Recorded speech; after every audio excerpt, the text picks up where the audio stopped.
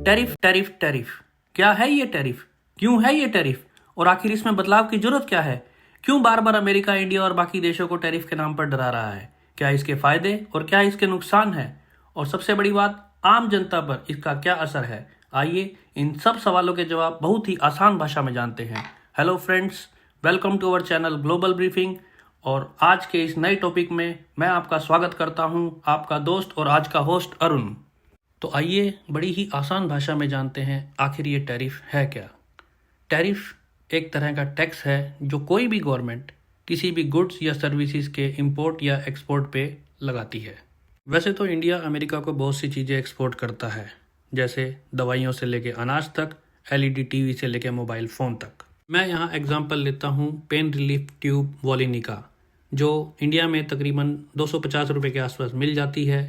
अब हम मान के चलते हैं अगर टैरिफ नहीं है और अमेरिका में यही ट्यूब $10 की मिलती है और अमेरिका तकरीबन एक साल में कहो उदाहरण के तौर पर 1 लाख वोलिनी इंडिया से इंपोर्ट करता है।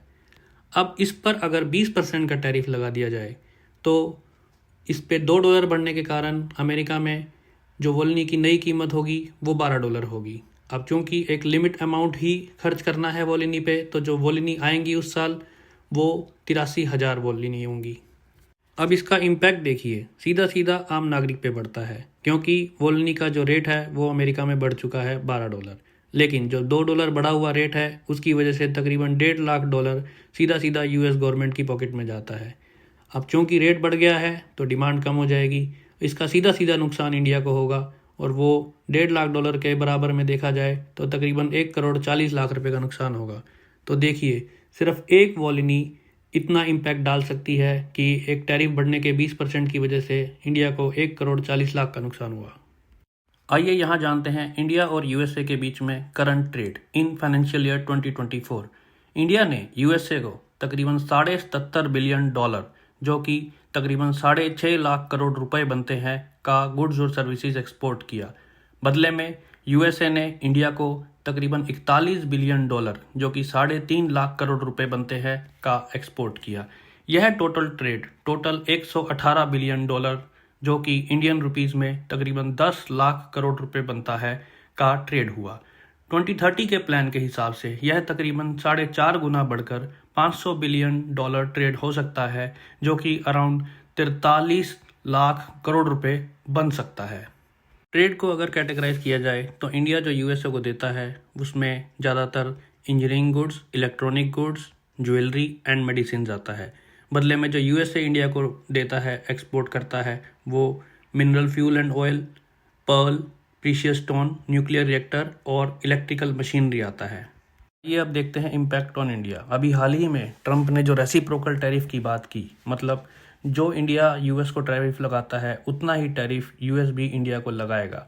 और उन्होंने कहा है इसका आगे का बयान 2 अप्रैल को आएगा। अगर वाकई में ऐसा हो जाता है तो इंडिया और इंडिया की जनता पे उसका क्या इम्पैक्ट पड़ेगा, तो हमारे माने जाने इकोनॉमिक एनालिस्ट के द्वारा ये आंकड़े आए हैं, अगर ऐसा इम्प्लीमेंट हो जाता है तो इंडिया को तकरीबन $7 बिलियन का नुकसान हो सकता है। और जो इंडिया की जो अभी की जो एस्टिमेटेड जीडीपी ग्रोथ रेट है 6.6%, उसमें 5 to 7 बेसिस पॉइंट का नुकसान हो सकता है। तो 6.6% से हम डाउन हो सकते हैं 6.1% पे।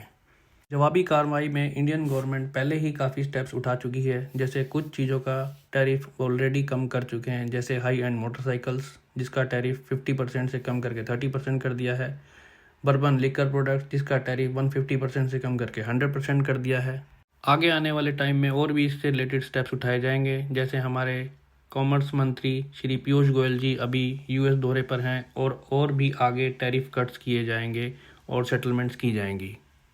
अनुमानित तौर पे अगर ये टैरिफ एग्जीक्यूट हो जाते हैं तो इंडिया को केमिकल्स में $2 से $3 बिलियन का लॉस हो सकता है, मेटल्स और ज्वेलरी में 11 से 12% एक्सपोर्ट डिक्लाइन हो सकता है और फार्मा में 3.5% एक्सपोर्ट डिक्लाइन हो सकता है। अब तक तो यही समझ आ रहा है कि टैरिफ को बढ़ाने से फ़ायदे कम हैं, नुकसान ज़्यादा हैं। तो आइए देखते हैं पहले फ़ायदों में क्या होता है। टैरिफ अगर बढ़ता है तो सबसे ज़्यादा फ़ायदा गवर्नमेंट को होता है, क्योंकि बढ़े हुए टैरिफ का सारा पैसा गवर्नमेंट की पॉकेट में जाता है।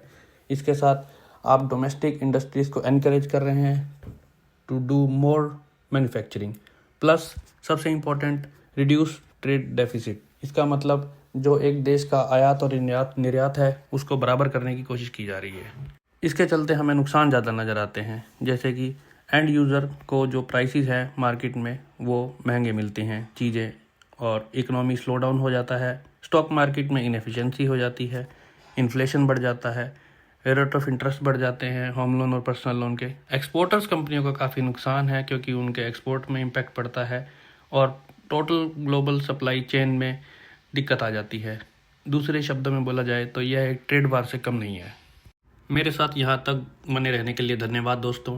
और यहाँ मैं अपना वीडियो ख़त्म करना चाहूँगा एक मशहूर अमेरिकी पॉलिटिकल एडवाइज़र के एक मशहूर कोट के साथ, जिनका नाम है मिस्टर मार्क डेविड मैकिनन।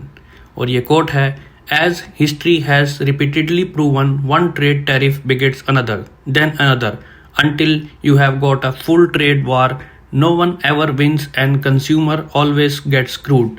तो मिस्टर मार्क ये कहना चाहते हैं कि टैरिफ जहाँ से भी लगे, जैसे भी लगे, इंपोर्ट कंट्री से लगे या एक्सपोर्ट कंट्री से लगे, और इसमें पिसता सबसे ज़्यादा एंड यूज़र है। थैंक यू दोस्तों for watching this video. I will see you in next video.